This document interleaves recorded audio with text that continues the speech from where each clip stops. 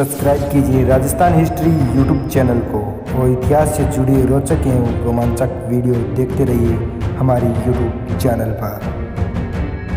राजस्थान का हर किला किसी सूरवीर की कहानी में आता है। इनमें से एक ऐसा ही किला है चित्तौड़गढ़ का किला।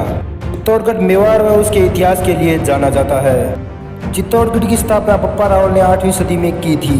यह राजपूतिक परंपरा व उनकी वीरता के गौरवशाली प्रतीक है। ऐतिहासिक किले का खंडर ही ऐतिहासिक क्षेत्र रह गया है। यह किला राजस्थान के प्रमुख दर्शनीय स्थलों में से एक है।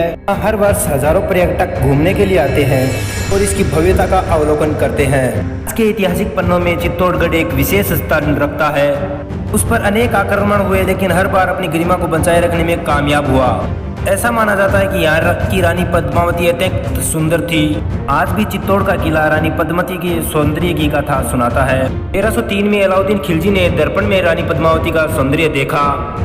उसके बाद अलाउद्दीन खिलजी रानी पद्मावती को पाने के लिए चित्तौड़ पर आक्रमण करता है। लेकिन रानी पद्मावती ने अपनी लज्जा बचाने के लिए महल की अन्य रानियों के साथ जौहर कर लिया।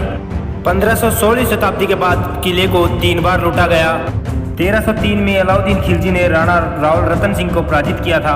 1534 में गुजरात के शासक बहादुर शाह ने विक्रमादित्य को पराजित किया था और 1567 में अकबर ने उदय सिंह द्वितीय को पराजित किया था।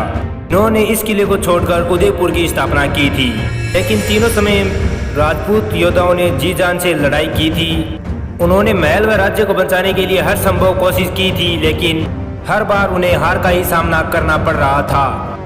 चित्तौड़गढ़ दुर्ग के युद्ध में सैनिकों के पराजित होने के बाद राजपूतों को महिलाओं ने करीबन 16,000 से ज्यादा महिलाओं व बच्चों ने जौहर कर लिया था और अपने प्राणों का बलिदान दे दिया था। चित्तौड़ का यह गौरवशाली किला एक विशाल इमारत है जिसे 7वीं सदी के बाद मौर्य शासकों ने बनवाया था। 80 मीटर ऊंची पहाड़ी पर बना यह किला 700 एकड़ भूमि में फैला हुआ है। इसके अंदर बनी छतरियां व मूर्तियां राजपूत योद्धाओं की प्रभावशाली याद दिलाती है। इसके अंदर बादल पोल, राम पोल, हनुमान पोल मुख्य द्वार हैं। किले के अंदर कई अद्भुत स्मारक बने हुए हैं। चित्तौड़गढ़ किले का निर्माण 7वीं शासनकाल में मौर्य साम्राज्य द्वारा किया गया था और इसी शासनकाल का नाम मौर्य काल चित्रांगल मौर्य के बाद रखा गया था। राजस्थान के इतिहास के अनुसार चित्तौड़ का किला 834 ईस्वी तक मेवाड़ की राजधानी रह चुका था। इसकी स्थापना 734 ईस्वी में मेवाड़ के शासक बप्पा रावल ने की थी। ऐसा कहा जाता है कि इस किले को 8वीं सदी में सोलंकी रानी ने बप्पा रावल को दहेज में दिया था। 1568 में अकबर के द्वारा इस किले का पूरी तरह विनाश कर दिया गया था, लेकिन फिर लंबे समय बाद 1905 में इसकी मरम्मत करवा दी गई। इस किले में देखने योग्य बहुत ही महत्वपूर्ण दर्शन स्थल है। इसमें से नंबर 1 पर है विजय स्तंभ। राणा कुंभा ने 1440 ईस्वी में विजय स्तंभ का निर्माण करवाया। 9 मंजिल व 37 मीटर इस ऊंची इमारत में हिंदू देवी देवतियों की उत्कृष्ट मूर्तियां स्थित हैं। नंबर 2 पर है कीर्ति स्तंभ। 22 मीटर ऊंचे इस स्तंभ का निर्माण 12वीं सदी में इस स्तंभ का निर्माण एक धनी जैन व्यापारी ने करवाया था। यह स्तंभ जैन धर्म के तीर्थ स्थल आदिनाथ जी का है। नंबर 3 पर है राणा कुंभा का महल। महाराणा कुंभा का महल चित्तौड़ में सबसे विशाल महल है। माना जाता है कि महल में भूमिगत कोठियां हैं जहां रानी पद्मावती ने जौहर किया था। नंबर 4 पर है रानी पद्मिनी का महल। तालाब के किनारे यह महल बहुत ही शानदार है। ऐसा माना जाता है कि रावल रतन सिंह ने अलाउद्दीन खिलजी को रानी पद्मावती की झलक यहीं से दिखाई थी और रानी पद्मावती के अद्भुत सौंदर्य की झलक पाने के बाद अलाउद्दीन खिलजी ने चित्तौड़ पर आक्रमण किया और रानी पद्मावती के लिए अलाउद्दीन खिलजी ने चित्तौड़ का विनाश कर दिया। और नंबर 5 पर है कालिका माता मंदिर।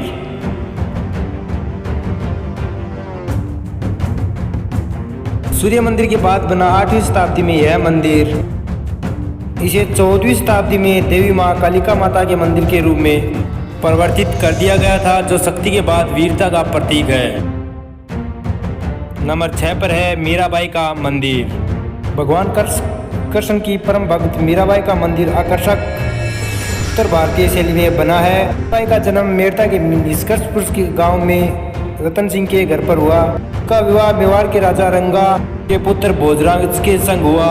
कहा जाता है कि यहाँ पर मीराबाई घंटों तक बैठकर कृष्ण की आराधना करती थी। इसका निर्माण किसने व कब करवाया, इसका आज तक किसी को कोई पता नहीं चल पाया है। कहा जाता है कि इसका निर्माण 5000 साल पूर्व पांडवों के दूसरे भाई भीम ने करवाया था।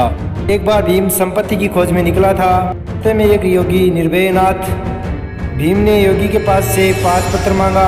उसे योगी इस शर्त पर देने के लिए राजी हुए कि वह इस पहाड़ी पर रातों रात एक दुर्ग का निर्माण कर दे। भीम ने अपने शौर्य व देवरूप भाइयों के साथ मिलकर यह कार्य करीब करीब समाप्त कर ही दिया था। सिर्फ दक्षिण की तरफ थोड़ा सा कार्य शेष था।